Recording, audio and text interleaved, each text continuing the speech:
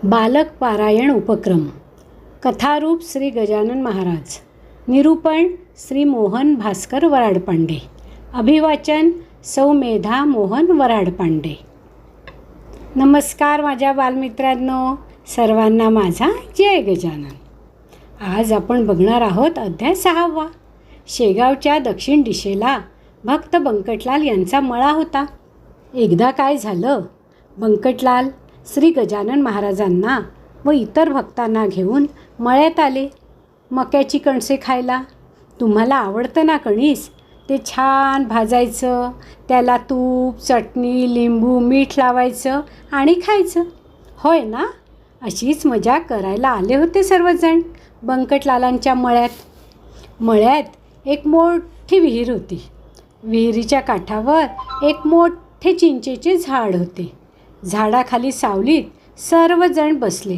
कणसे भाजण्यासाठी शेतातील वाळलेल्या काड्या काटक्या पेटविण्यात आल्या.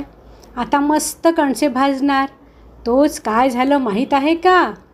त्या चिंचेच्या झाडावर मधमाशांचं पोळं होतं. त्या मधमाशा साध्यासुध्या नव्हत्या बरं, आग्या मोहोळ होत्या. त्या आग्या मोहोळ चावल्या तर खूपच आग होते अंगाची. तर कणसं भाजायला 10-12 आकट्या पेटविल्या होत्या. त्याचा खूप धूर झाला. तो धूर सरळ झाडावरील आग्या मोहोळापर्यंत गेला. त्या गरम धुरामुळे मधमाशा एकदम चवताळल्या. हजारो माशा त्यांनी रागावून सर्वांवर एकदम हल्ला केला. सगळ्या मळ्यात पसरल्या त्या माशा चावायला लागल्याबरोबर सगळे पळून गेले. कोणी तसेच पळाले, कोणी घोंगडी पांघरून पळाले, पण महाराज नाही पळाले. ते मात्र एकाच जागी बसून होते. महाराज विचार करू लागले, सगळं विश्व परमेश्वरी तत्वाने व्यापले आहे. म्हणजे सगळीकडेच सर्व वस्तूत सर्व प्राणी मात्रात परमेश्वर आहे. याचा अर्थ काय? तर माशी म्हणजे मीच, मोहोळ म्हणजे मीच, कणसे खायला आलो मीच, कणसे ही माझीच रूपे, असा विचार करीत बसले महाराज आनंदात. बघता बघता महाराजांच्या अंगावर इतक्या माशा बसल्या की महाराज दिसेच ना. जणू काही माशांचे पांघरून पांघरले होते महाराजांनी. असंख्य माशा चावल्या समर्थांना. त्यांचे काटे रुतून बसले समर्थांच्या अंगात. पण महाराज अगदी शांत. एखादा तास झाला असेल. पळून गेलेल्या सर्व भक्तांना आता महाराजांची चिंता वाटू लागली. बंकटलाल तर व्याकुळ झाले. स्वतःला दोष देऊ लागले. मी कारणीभूत आहे. कुठून मला बुद्धी झाली? समर्थांना आणले इथे. माझ्यामुळे किती कष्टी झाले असतील महाराज, असा विचार करीत बंकटलाल महाराजांच्या मदतीसाठी हळूहळू पुढे येऊ लागले. हे बघून महाराज त्या माशांना म्हणाले, जीवांनो, जा निघून आपल्या मोहोळी जाऊन बसा. माझ्या बंकटलालाला कोणी चावायचे नाही. एकटाच बंकट माझा निस्सीम भक्त आहे, जो माझ्यासाठी धावून येत आहे. ही समर्थवाणी ऐकून सर्व माशा झाडावर गेल्या आणि आपल्या मोहोळी जाऊन बसल्या. हे बंकटलालांनी स्वतःचे डोळ्यांनी बघितलं. अरे बापरे, मधमाशा पण महाराजांचे ऐकतात. खूप आश्चर्य वाटलं बंकटलालांना. महाराज म्हणाले, वा बंकटलाल, खूप मेजवानी दिली तू मला आज मधमाशांची. अरे ते विषारी जीव माझ्या अंगावर बसले, बाकी सर्व पळून गेले. खायला सगळे येतात, संकट आलं की पळून जातात. संकटात एका परमेश्वराशिवाय कोणी मदत करत नाही बंकटा, लक्षात ठेव. बंकटलाल काहीच बोलले नाहीत. महाराजांच्या अंगात जे माशांचे काटे रुतून बसले आहेत ते कसे काढावे? आपण सोनाराला बोलावू. त्यांचे जवळ छोटे छोटे चिमटे असतात, त्यांनीच निघतील काटे. तसं त्यांनी महाराजांना सुचवलं सुद्धा.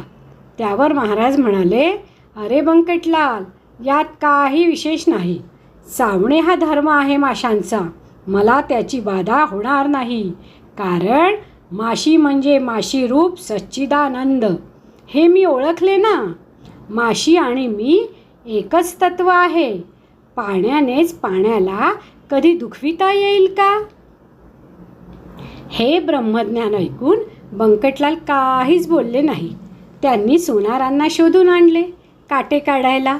महाराज म्हणाले, अरे काय गरज आहे या चिमट्यांची, बघ तुला दाखवतो. असे म्हणून महाराजांनी श्वास रोखून धरला. आपोआप रुतलेले काटे बाहेर आले अंगातून. लोकांना फार आनंद झाला. महाराजांचा अधिकार कळून आला. मग नंतर सर्वांनी कळसे भाजली आणि त्याचा आनंद घेतला. असो, शेगावजवळ एक गाव आहे आकोट. या गावी एक मोठे संत सत्पुरुष होऊन गेले. त्यांचे नाव होते श्री नरसिंगजी महाराज. ते श्री गजानन महाराजांना आपला मोठा भाऊ मानित. नरसिंगजी महाराज आकोटजवळील एका अतिशय घनदाट जंगलात साधना करीत. त्या जंगलात मोठे मोठे वृक्ष होते. अनेक प्रकारच्या वेली वृक्षांना लपेटून होत्या. असंख्य वारुळे होती. त्यात विषारी साप होते. जमिनीवर खूप गवत वाढले होते. अशा निर्जन स्थळी नरसिंगजी महाराज साधना करीत. श्री गजानन महाराजांना त्यांची आठवण आली की तडक निघायची ते शेगावहून आणि वायुवेगाने यायचे भेटायला नरसिंगजी महाराजांना. नरसिंगजी महाराज आणि श्री गजानन महाराज म्हणजे एक श्री विष्णू तर दुसरे भोलेनाथ, एक राम तर दुसरे कृष्ण, एक गंगेचा काठ तर दुसरे गोदावरीचा, एक कोहिनूर तर दुसरे कौस्तुभमणी. असो, श्री गजानन महाराज आणि नरसिंगजी महाराज यांच्या आध्यात्मिक पातळीवर गहन चर्चा होत असत. जसे की गजानन महाराज म्हणायचे की मी योगाचा अभ्यास केला, पण लोक उगाच त्रास देतात म्हणून वेड्याचे सोंग घेतले. ईश्वरी तत्त्व जाणण्याचे 3 मार्ग आहेत: कर्ममार्ग, भक्तिमार्ग आणि योगमार्ग. कोणी कोणताही मार्ग स्वीकारला तरी शेवटी सर्व मार्ग एकाच ठिकाणी जातात. नरसिंगजी महाराज विवाहित होते, प्रापंचिक होते. मग प्रापंचिक भक्ताने भक्ती कशी करावी अशी पण त्यांची चर्चा होत असे. मग नरसिंगजी महाराज म्हणायचे, तू माझा मोठा भाऊ आहेस, असेच मला भेटायला येत जा. दासगणू महाराज म्हणतात, जे खरे संत असतात त्यांची अशीच चर्चा होत असते. दांभिक आणि नकली संत एकमेकात भांडत बसतात. कोण्या संतांचा मठ फार मोठा आहे म्हणून तो खरा संत नाही, कोणी संत खूप विद्वान आहे म्हणून तो खरा संत नाही, कोणी संत चांगली कविता करतो म्हणून तो खरा संत नाही, तर ज्या संतांना स्वतःचा अनुभव असतो तोच खरा संत. संतत्व नाही मठात, संतत्व नाही विद्वत्तेत, संतत्व नाही कवित्वात, तेथे स्वानुभव पाहिजे. तर अशी ही स्वानुभवाची संत जोडी आकोटच्या जंगलात चर्चा करीत असल्याचे गावातील लोकांना कळले. म्हणून लोक धावत निघाले जंगलाकडे दर्शन घ्यायला. पण लोकांच्या नशिबी दर्शन नव्हतं, कारण थोडा वेळ आधीच गजानन महाराज नरसिंगजी महाराजांची परवानगी घेऊन शेगावकडे निघून गेले होते. असेच एकदा गजानन महाराज फिरत फिरत दर्यापूर जवळील शिवर नावाचे गावी आले. या शिवर गावात एक विद्वान पंडित राहत होते. त्यांचे नाव होते व्रजभूषण. व्रजभूषण खरे तर 1957च्या स्वातंत्र्य लढ्यातील क्रांतिकारक होते. त्या काळी त्यांना संस्कृत, हिंदी, मराठी, इंग्रजी आणि वराडी इतक्या भाषा येत होत्या. नेहमी ते सूर्योपासना करीत. सूर्यनारायणाचे भक्त होते व्रजभूषण. त्यांच्या विद्वत्तेची कीर्ती सबंध वराड प्रांतात पसरली होती. त्या शिवर गावातून एक नदी वाहत होती. तिचे नाव काटेपूर्णा. चंद्रासारखी गोलाकार वळण घेणारी म्हणून चंद्रभागा. हीच नदी पुढे पूर्णा नदीला जाऊन मिळते. व्रजभूषण पहाटे उठून या चंद्रभागा नदीत स्नान करीत, सूर्याला 36 सूर्यनमस्कार करीत, सूर्याला अर्घ्य देत. या विद्वान व्रजभूषणास दर्शन देण्यासाठीच श्री गजानन महाराज शिवरगावी या नदीचे काठी येऊन ध्यानस्थ बसले. व्रजभूषण नेहमीप्रमाणे आले. त्यांची महाराजांची तेजस्वी आजानुबाहू मूर्ती बघितली आणि लगेच ओळखले, हा साधा माणूस नाही, योगी संत आहे. व्रजभूषण धावत आले. त्यांनी महाराजांची पूजा केली, त्यांचे पायावर अर्घ्य दिले आणि आशीर्वाद मागितला. महाराजांनी व्रजभूषणास प्रेमाने आलिंगन दिले, शुभाशीर्वाद दिला आणि गीतोपदेश केला. बाळा व्रजभूषणा, तू जो कर्ममार्ग स्वीकारला आहे तो सोडू नको.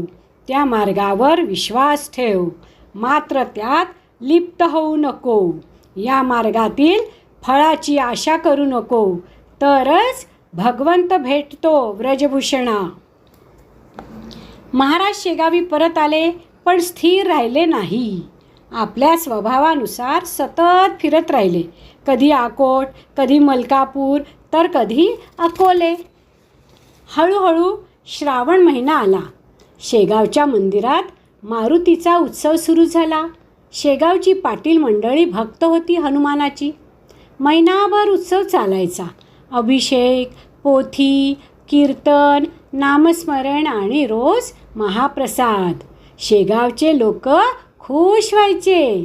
शेगावचे खंडू पाटील या उत्सवाचे प्रमुख होते. तेच सगळा खर्च करीत. हा उत्सव पाहायला श्री गजानन महाराज मंदिरात आले.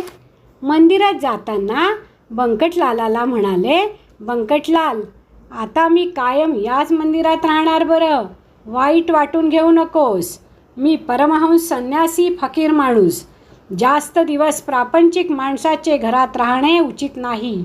श्री शंकराचार्य, मच्छिंद्रनाथ, जालंधरनाथ हे पण कोणाचे घरी कधीही राहिले नाहीत. जंगलात राहिले, झाडाखाली. शिवाजी महाराजांचे फार प्रेम होते रामदास स्वामींवर, पण रामदास स्वामी सज्जनगडांवर राहिले. याचा विचार कर. हट्ट करू नको. मला समजून घे. माझ्या म्हणण्याला मान द्यावा. यातच तुझे कल्याण आहे बंकटा. बंकटलालाचा निरुपाय झाला. शेवटी बंकटलालांनी होकार दिला. महाराज कायमचे शेगावच्या मारुती मंदिरात राहण्यास आले. त्यांची सेवा करायला भक्त भास्कर पाटील सावलीसारखे महाराजांसोबत होते. इथे आपला 6वा अध्याय पूर्ण झाला. आता भेटू पुढील शनिवारी 7व्या अध्यायाकरिता. तोपर्यंत जय गजानन.